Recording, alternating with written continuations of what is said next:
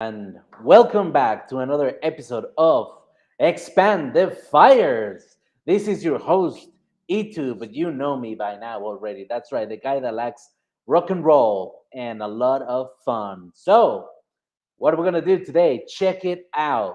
Now, today we have a very special guest. He's from Utah. He lives in Utah, but originally he's from motherland Mexico. That's right. He Let me just tell you a little bit about him because he is a warrior. He is a hero. He is an icon. That's right. And I really like this guy. I spoke to him before the show, and he is such a cool, easygoing guy. But let me tell you, here, listen to this. I'm gonna give you a little mystery. He is the owner of a real estate agency, very successful. In 2021, they were named the top one of the top 100 Latin American realty groups in the country, and top five in Utah. That is big. These guys, they know what they're doing. These guys are very good. They have helped. This is the thing that I like the most. Check this out. They have helped close to 500 families to acquire their house, mhm, guiding them through every single detail needed to make their dream come true. So this is people that work with their hearts, and our guest is the leader behind all of this. He's the face of the game. So they are an example of efficiency, honesty, hard work, and caring for their community through their work. And especially, just so that I give you a little more insight on this guy, he arrived to Utah in 2000, not having completed all of his schooling yet. Mhm. He didn't know English at the time, and having just arrived in the country, he had to start working on entry level jobs. Just like every single one of us. Mhm. We've gone through that. We know how that feels. And then sometime afterwards, he started his journey in real estate, and then things change.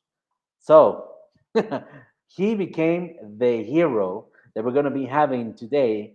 So if you want to see what he's got to say about how he made it from zero to hero, don't go anywhere and check this out. Let's get started.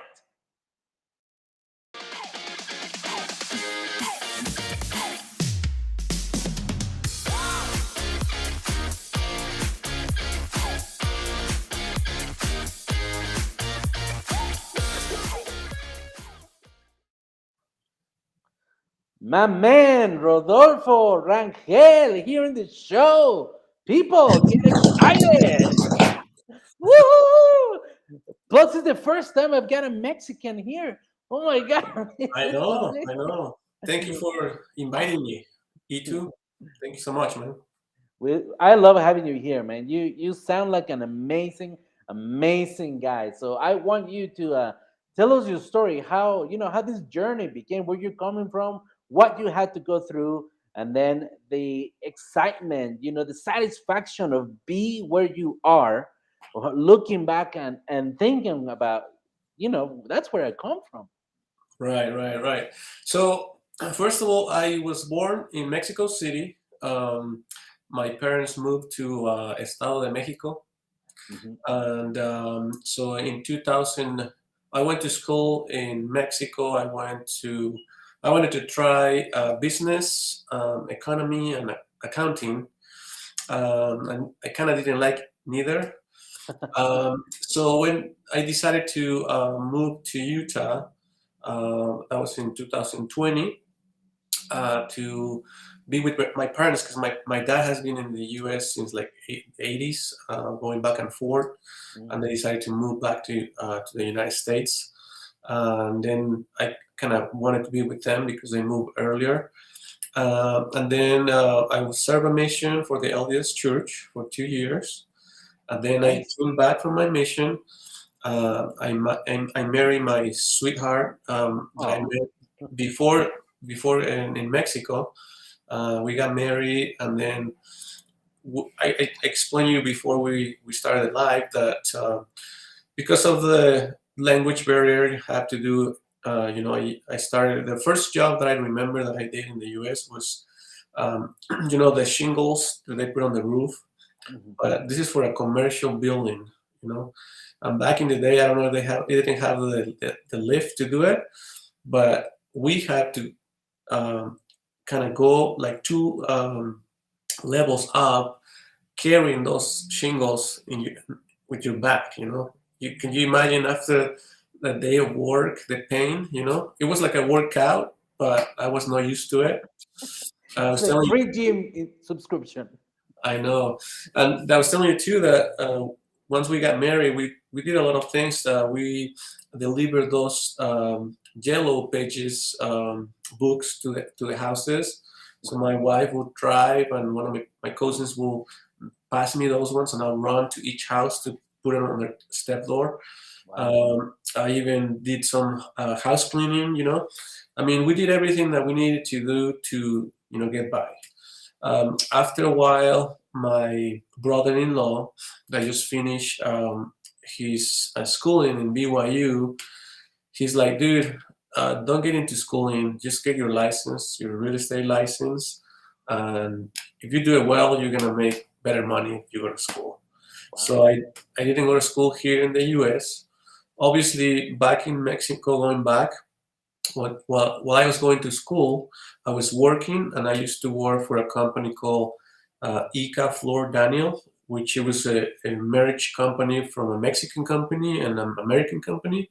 Mm. And they share a lot of values that helped me. I worked for them for like 6 years. I still have friends that are in Mexico that I have on Facebook that we talk about all the things. I really liked that job because it was like human resources, but I got to travel different parts of the Mexico, not all the time, but like let's say once or twice a year, they will send me to Tabasco, Monterrey.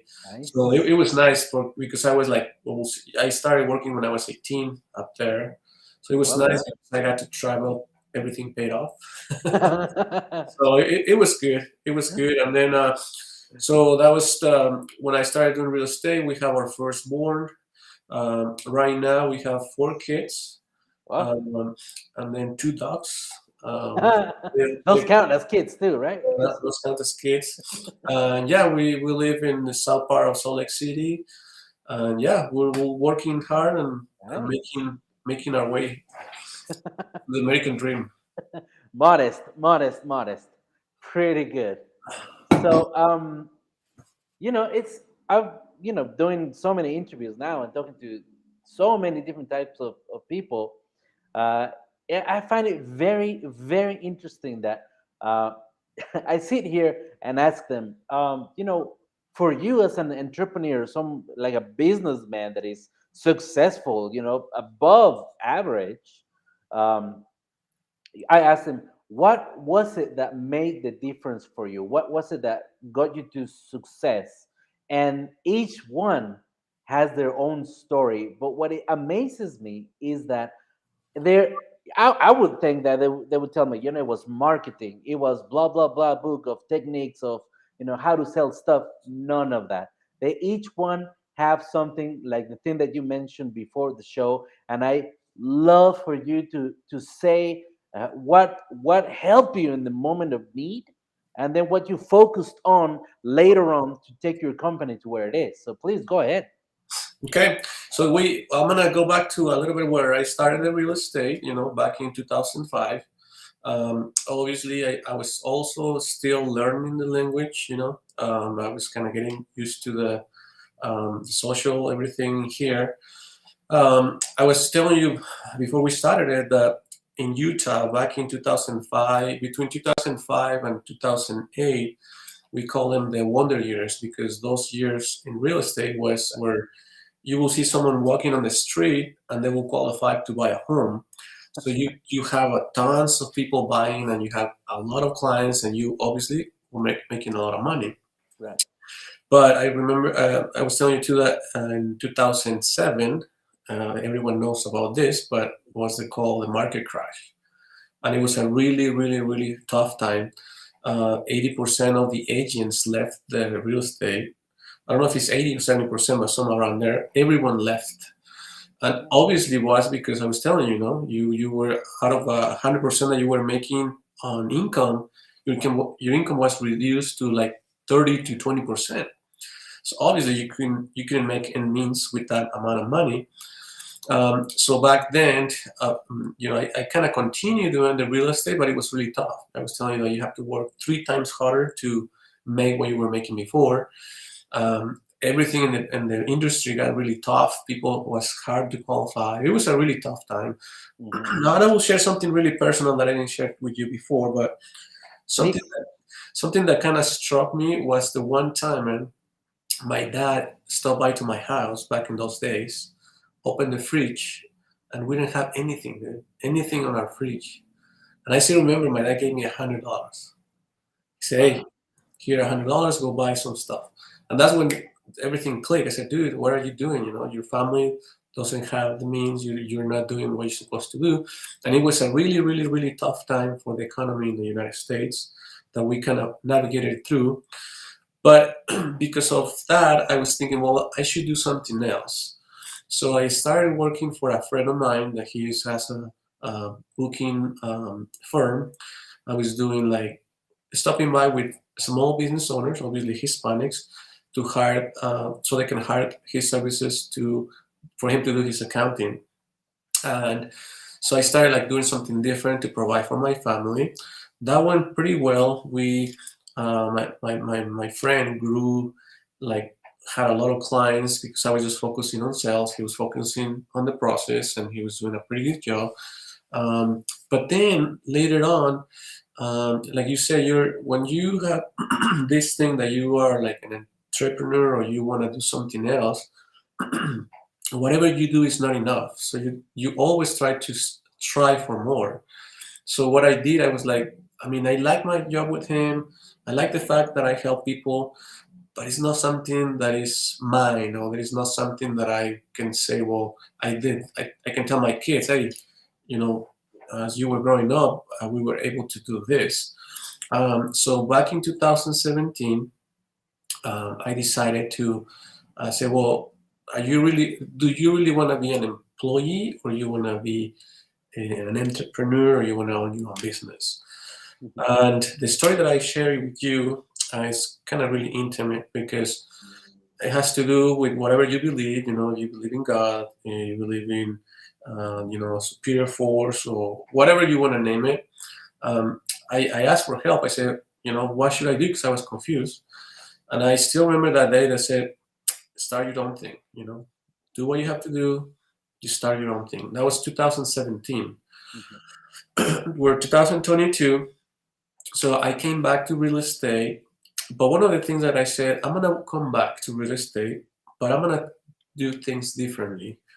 And I was telling you that when I started the business, I saw a lot of clients taking advantage of. I Mhm. think that during that time, our Hispanic community was underserved. They didn't have a good customer service, a good experience. They always will tell me horrible stories about their experience with real estate. And I said, well, I'm gonna change that. I'm gonna make that difference. I'm gonna help the Hispanic people to enjoy when they buy a house, because all the time they were telling me these nightmare experiences about buying. I say I'm gonna do that different. And then we start. Well, I obviously started from zero, because obviously I was getting a salary paid, um, a fixed amount of money, and then I had to come back to do my own by commission. And Right. the first 3 months they were pretty tough, because I had to kind of start my way in, find new clientele. I have to find new contacts, new people. So it was really hard. It was just myself. I will come to the office from 7 a.m. to 8 p.m. to start my database list to see what I want to do. So it was tough. I mean, like you said, sometimes people see you and they say, "Well, he's there because it was easy for him," but it's not. And you have to go through a lot of stuff. And the other thing that I was telling you too is that it's not just me. I mean, I mean, although it's on the face of the company, Hmm. I have people behind me that are the people that are my support. For instance, my wife, she will, like, anything that I have to do, she will give me advice on, oh, you should do this or you should do that. She helps me in doing some baskets for the clients. She used to help me with design. I have people on my team that they do all the paperwork. Obviously, I explain them how to do it. I try to get with people that share the same values, and that Hmm. they also are looking to do the same level of customer service for my clients. Because in real estate, you're not like a one man show. You have the real estate agent, you have the loan officer, you have an inspector, you have a title company. So there are like eight people around that are involved for a house to be sold. So I try to um, find people that share those values, and they are have the same focus of customer service, and they will treat my clients well, because at the Hmm. end, 95% of our clients that we have closed are referral based. Yeah, we Wow. do Facebook, we do Instagram, but it's just that's just for people to know that we are around. But we have a board with all the clients, and I can show you each name says, oh, this guy referred me to this client. Oh, this past client referred me to this other one. Amazing. Yeah, because we focus on making sure the client is happy. They do what they wanted to do, but they are happy with the customer service, with the experience. Hmm. I Amazing. I already talked too much. It's your turn. Well, thank you. No, but I love to hear stories like this. Honestly, I mean, I hear stories like this every single day, like sometimes two, three, four times a day on every single episode, and it's always inspiring. Like it never gets old. How because I'm like you. I went to the U.S. when I was 14 years old, just because I wanted to learn English to make a future, and I had nothing with me. Didn't know any English at all. The first day, didn't even eat because I could not communicate to other people. That's how tough it was at the beginning. But I admire you because one thing, like anybody's allowed to have their own religion and believe in whatever they want, right? But it's the fact that they use it, like for what it is. It's a belief. It gives you something that gives you strength. You say you commit to a higher power, and then you say, okay, I'm going to do my part. Like I believe in you, but I know it's up to me, Mhm. mhm, to have just. I was going to say another word, but let's just leave it at it's strength.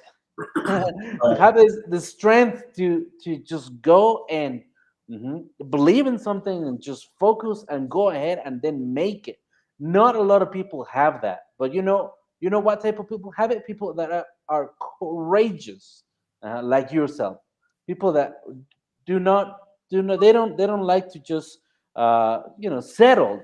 We don't settle. We go for our dreams, and that's the type of people that can shape communities. And that's why we have this show, to show other people that he didn't come from a rich family. That's why he has like a successful real estate enterprise or business. No.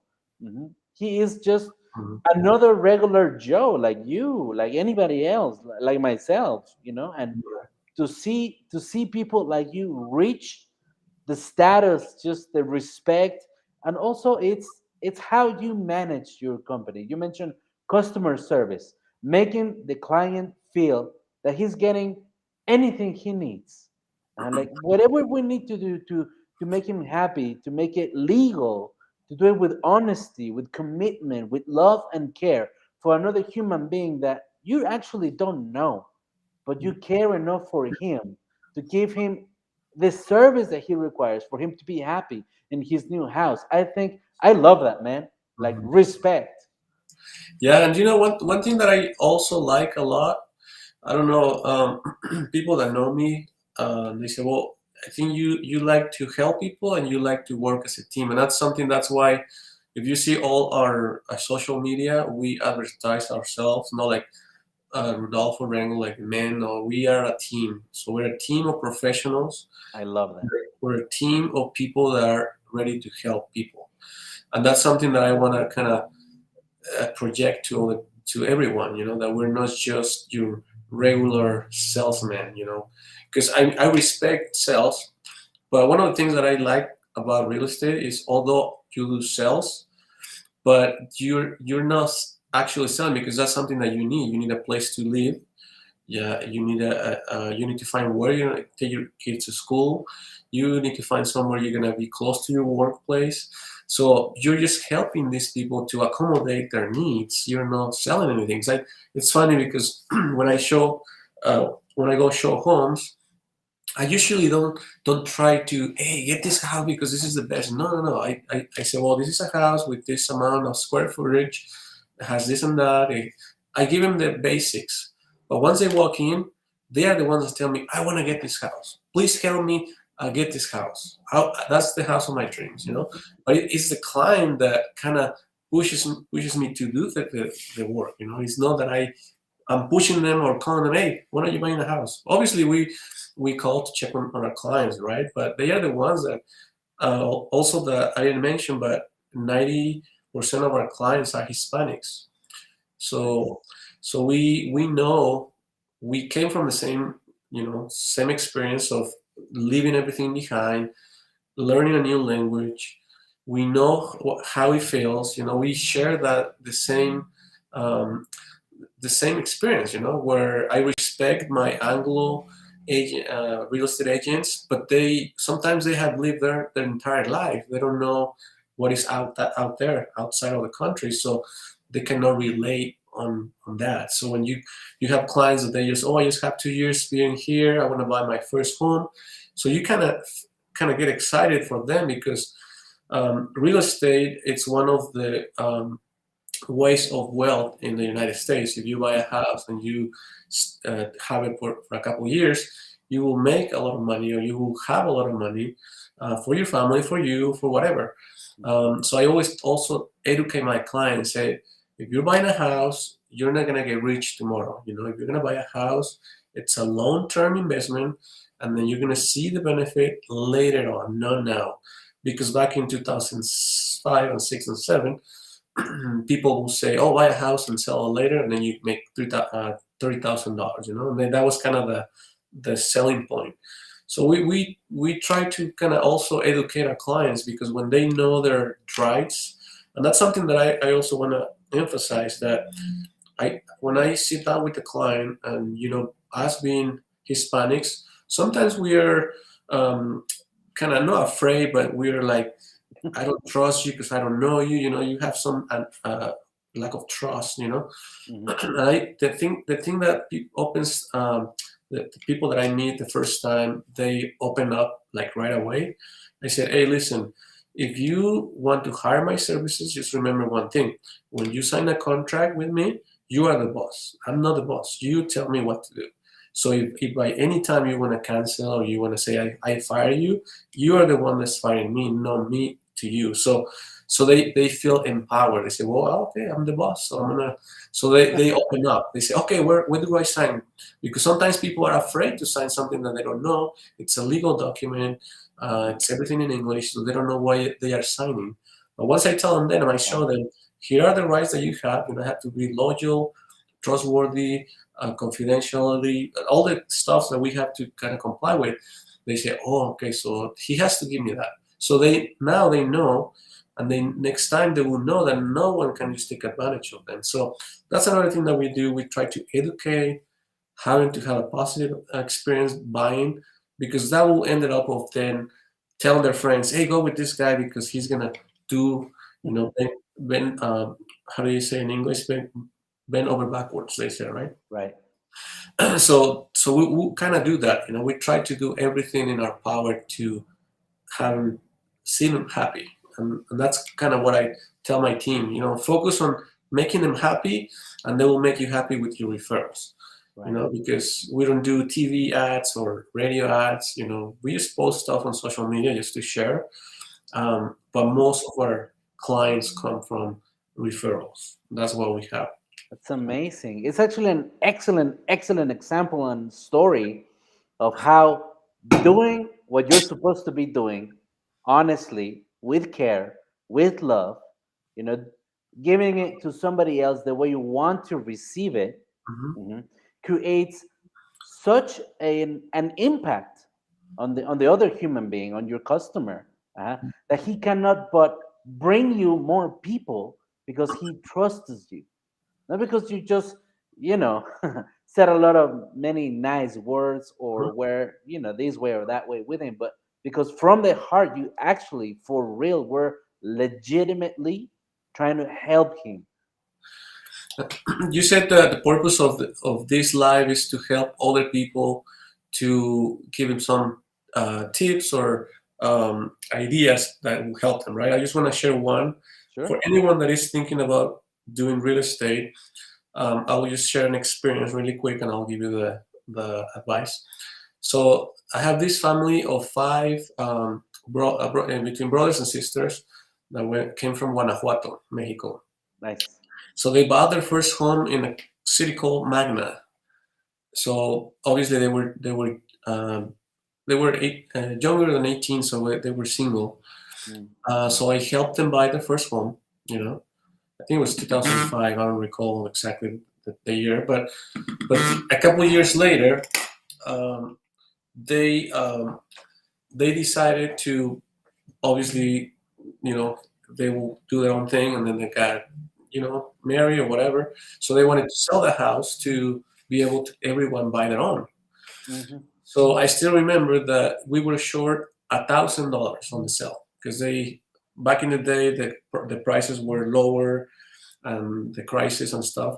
So for them to be able to sell their home, they had to come up with $1,000. No one that sells something wants to come up with money out of their pocket, right?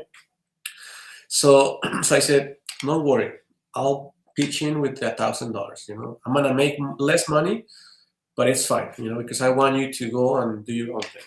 Wow. So my investment of $1,000. That's kind of the advice. Sometimes you have to invest. Invest on your clients. It could be $1,000. It could be an event. It could be anything that you do that you invest, you will get it 5 times more. Each of the brothers bought a new home, so I got 5 new clients out of Damn. $1,000. So that's something that I strive to do. I have more experiences like that where sometimes I didn't make any money, but they got what they wanted, but then later on they gave me a bunch of referrals. And that's kind of investing in the future. I know it's tough because sometimes you want to get the reward right away, but Correct. if it is something that you want to do, but it's something that you're going to do on the long term, you have to invest on your clients. Correct. Hmm. Well said, man. Well said. I just, this guy. That's why I say this guy is amazing. You can feel it. He's talking from the heart, and we love to hear stories within the story. So that was amazing, and this is gonna help a lot of people, man. Thank you very much. This is very, very much appreciated. Your time, your trust to tell us all of these that maybe not a lot of people know about you, but it's amazing to see. It's just a very inspiring thing to see this guy did it, and then he shares with us where he's coming from and what he had to go through. And it just makes you feel like you're on fire. It's like, yeah, this guy did it. I'm going to be like this guy, He's a real estate agent and he did it. Look at him. And I'm very glad that you have an amazing team behind you, that they have a leader like yourself, and that you have so many things that life has given you back because you've given the life of other people so much, including having a wife that supports you, like you mentioned, that she's there, part of the team, in Hmm. your very, very inner circle. Just, I bet she was there with you every single step of the way. Hmm. Yeah, she was. And she is. For years and years Yeah. and years.